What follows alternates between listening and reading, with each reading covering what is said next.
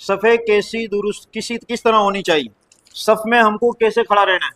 हज़रत नौमान बिन बशीर रज़ी अल्लाह तआला अन्हु की रिवायत है, अबू दाऊद शरीफ की हदीस है, और उस रिवायत के अंदर ये 3 अल्फाज आए, सफ़ों को दुरुस्त करने की नबी करीम सल्लल्लाहु अलैहि वसल्लम ने ताकीद फरमाई।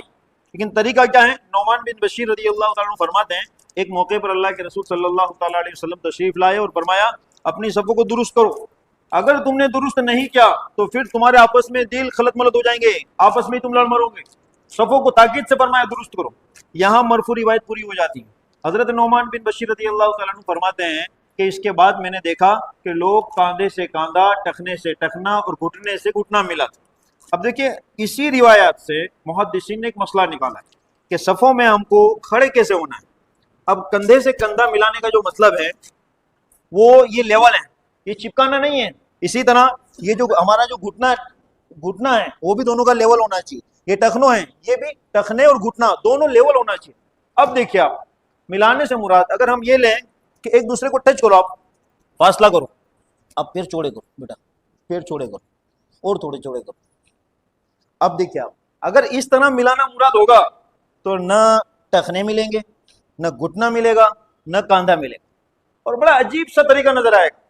हदीस पाक में जो मिलाना मुराद है, अबू दाऊद शरीफ की इस रिवायत में अल्लामा इब्न हजर रहमतुल्लाह अलैह, अल्लामा इसी तरह अल्लामा हैसमी रहमतुल्लाह अलैह, दीगर बहुत से मुहक्किकीन ने ये मिलाने से मुराद कुर्बत मुराद ली है कि कैसे खड़ा रहना है। और हजरत अब्दुल्ला इब्न उमर रज़ी अल्लाह तआला अन्हुमा की रिवायत है तबरानी में और तहावी में कि हजरत अब्दुल्ला इब्न उमर रज़ी अल्लाह तआला अन्हु जो सुन्नतों के पाबंद थे, हर अमल को इस तरह करते थे जिस तरह नबी करीम सल्लल्लाहु अलैहि वसल्लम ने किया। तो आप कैसे खड़े रहते सब में?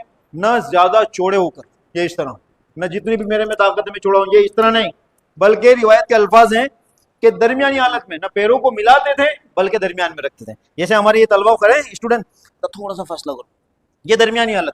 आपके पैर ज्यादा चौड़े, थोड़े कम, दरमियानी हालत में पैर का जो हमारा लेवल है ये बिल्कुल न मिला देंगे न चौड़े करेंगे, दरमियानी हालत में। ये देखिए, कौन सी नमाज है जो सहाबा ने नबी करीम सल्लल्लाहु अलैहि वसल्लम से सीखी कि कंधे का लेवल बस ये रहना चाहिए, ये। और अगर कोई कहता है कि इससे मुराद मिलाना है तो ये पॉसिबल ही नहीं है।